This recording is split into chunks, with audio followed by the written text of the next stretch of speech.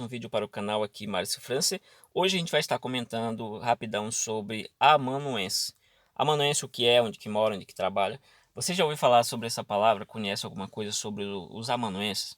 Se não, você pode fazer aqui, seria uma recomendação, nos seguir nesse vídeo até o final para entender perfeitamente. Se você já ouviu falar, já conhece perfeitamente, então nos acompanhe apenas por diversão. Vamos lá então, deixe nos comentários se você já conhecia ou não, ou se tem outro conceito, outra questão. Deixa aí que a gente continua a discussão. Será um prazer aí ler o seu comentário. Vamos lá então. Eu vou tentar ser rápido, porque eu estou tentando gravar vídeo abaixo de 10 minutos. É muito difícil, mas eu vou tentar. Vamos lá, o conceito, em relação ao conceito, você vai ver que os amanuenses são pessoas que estão ligadas aqui com a questão de escrita, caneta, tinta, papel. Papel não tão nesse período assim, mas escrita em si, mão, caneta, tinta, por aí vai. No primeiro conceito, nós temos que esses amanuenses, eles são escribas ou então secretários formados, os quais eram contratados para escrever o que eles eram ditado pelos os verdadeiros autores, o verdadeiro autor da carta ou do documento, tá? E eu vou explicar porquê dessas questões. Beleza. Então, aqui a gente tem um segundo conceito, que seria a ideia é aquele que copia os textos, então documenta à mão. E lembre-se dessa ideia de copiar à mão, essa ideia é importantíssima. Aí, essas pessoas que copiavam à mão, eles eram chamados genericamente de copistas. Você vê isso aqui já mesmo no Egito Antigo, os copistas. Quando você chega, né, nesse outro conceito, nós temos um escriba que escreve sob a direção e autoridade do autor. Marquei aqui a opção de direção e autoridade como conceitos absurdamente importantes aqui. Beleza, quando a gente vai para a questão da definição, a questão aqui é a etimologia, né? O que a gente vai entrar agora é a etimologia. Etimologia, a palavra amanuense, ela vem do latim amanuensis, e também da expressão latina, abmanu. Abmanu. Abmanu seria a ideia de a mão, a expressão que significaria a mão. Então nesse slide aqui eu vou explicar para você o contexto que entra o amanuense. Primeiramente você tem que pegar a história da linguagem, e você vai ver que a história da linguagem ela tem três momentos importantíssimos, que é a passagem do período oral, que antigamente, isso depende muito de povos para povos, mas até entre os gregos a gente poderia citar esse exemplo. Você tem um período que se trabalha com a oralidade, então o elemento principal, mais importante é a fala, é explicar oralmente as coisas. Aí entra a questão dos mitos, os mitos gregos, que filosoficamente um mito seria uma narrativa oral que as pessoas usam, os povos usavam para explicar a origem de tudo, a origem do homem, do mundo e tal, beleza. Então quando eles queriam impregnar alguma coisa na cabeça de alguém, eles de um jovem, mostrar assim, o que é coragem. Ele ia contar a história do Aquiles, por exemplo, né, dos grandes guerreiros antigos. Então os jovens já iriam entender ali o que seria coragem. Ah, então coragem é isso aqui, beleza. Chegou um tempo que você passou da oralidade para a escrita. Então, se na oralidade, quem era o mais importante? Os poetas que conseguiam declamar os seus poemas e tal, suas poesias, beleza. Então, eles eram figuras importantes. Depois que você passa para a escrita, a figura mais importante são os que conseguem escrever. Não os que conseguem falar, mas os que conseguem escrever agora, porque a escrita ela é um código novo. Então, o mundo já começa a entrar por esse código novo aqui. Tá? E aí eu já justifiquei por que surgiu o tal do escriba. Tá? E aí eu vou justificar outra coisa, que seria o segundo momento, que é importante no período da linguagem, que é a passagem, primeiro momento da oralidade para a escrita. Segundo momento, você passa da escrita em si, do pergaminho, da escrita à mão, a ideia à mão, para a máquina. Então é lá quando o Gutenberg desenvolve a prensa, lá, aquela primeira máquina. Então você teve uma transição ali absurda. Então o mais importante agora não é quem sabe escrever à mão, quem sabe escrever direitinho. O importante agora é uma máquina que consegue copiar os textos. E aí realmente é um pulo absurdo na questão da linguagem. Aqui já justifiquei essas duas teses que eu levantei aqui, esses dois elementos que eu citei, esses dois momentos da linguística, vão justificar todo esse contexto aqui, por que você tem um escriba. Beleza? Então você tem que pensar, se existe uma oralidade, agora existe uma escrita, você vai pensar que existem, a maioria das pessoas elas não sabem ler, também até por questão de guerra, tinha locais que não estudava, tal, tinha locais que era só guerra mesmo. Então são pouquíssimas pessoas na vida que conseguem escrever. Mesmo você tendo poder, sendo rico, tal, mas talvez você não soubesse ler, escrever, então você contrataria alguém para fazer esse serviço para você. Beleza?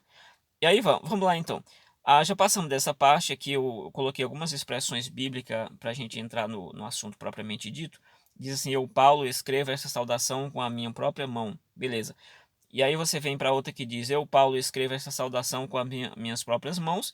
E este é um sinal de autenticidade em cada uma das minhas cartas lá. Das cartas que eu escrevo para vocês, isso aqui é a assinatura minha. Ok. Veja, com grandes letras eu escrevo o que eu estou escrevendo com minhas próprias mãos. E aí você tem a outra ideia aqui: eu, Paulo, escrevo essas saudações com as minhas próprias mãos. E aí vai. E isso aqui, para mim, seria uma chancela que Paulo realmente está dizendo: eu escrevi isso aqui, ó, a assinatura é minha. Para outros autores, existe uma discussão que diz que isso aqui é uma prova de que os amanuenses, Paulo usou os amanuenses. Então, como era costume na época, Paulo ia lá no final da carta e fazia uma saudação do próprio punho para autenticar a carta, dizendo assim: eu, Paulo, assim assinei, eu que fiz assim assim. Beleza. Mas nós temos no Novo Testamento textos mais claros que mostram isso. Por exemplo, mostra rastro do amanuense, dos amanuenses aqui no Novo Testamento. Sim, nós temos o Técio, né? Alguns Técios, outro Técio. Técio diz: Eu, Técio, escrevi esta carta, que escrevi essa carta, saúdo-os no Senhor. Então você vê um primeiro exemplo de um amanuense que escreveu esta carta aqui para Paulo. E aí você vai ver em relação a Pedro, tem a ideia do Silvano, um irmão fiel, como eu considero, escrevi brevemente para vocês. Então a ideia de Pedro também escrevendo uma carta através de um amanuense. A existência de amanuenses, ela pode justificar você que conhece muito grego, o que não é o meu caso, mas você que conhece muito grego, consegue ler grego ali, já consegue perceber todas as nuances da carta, poderá perceber diferenças de uma carta para outra, de estilo, pode ter um amanuense mais capaz do que outro, mesmo a carta vindo de um mesmo autor. Isso é um ponto importante para a gente levantar. E aí surge aquelas questões: qual seria a liberdade de um amanuense que, escrevendo, por exemplo, o Novo Testamento? Ele poderia escolher as palavras que ele quisesse, uma vez que ele estava escrevendo, ou ele escrevia ali ditado palavra por palavra? Como que seria essa questão? Naquelas outras questões que a pessoa não sabia ler, ele poderia escolher palavras que a pessoa não disse, apenas para deixar o texto mais chique. Mas em relação a Paulo, você tem aí que Paulo é um erudito, então talvez ali ele estivesse ditando palavra por palavra, quem sabe. É porque eles foram usados ali, eu já expliquei. Falta explicar apenas um detalhe, que, por exemplo, na época de Jesus, os romanos estavam dominando o mundo.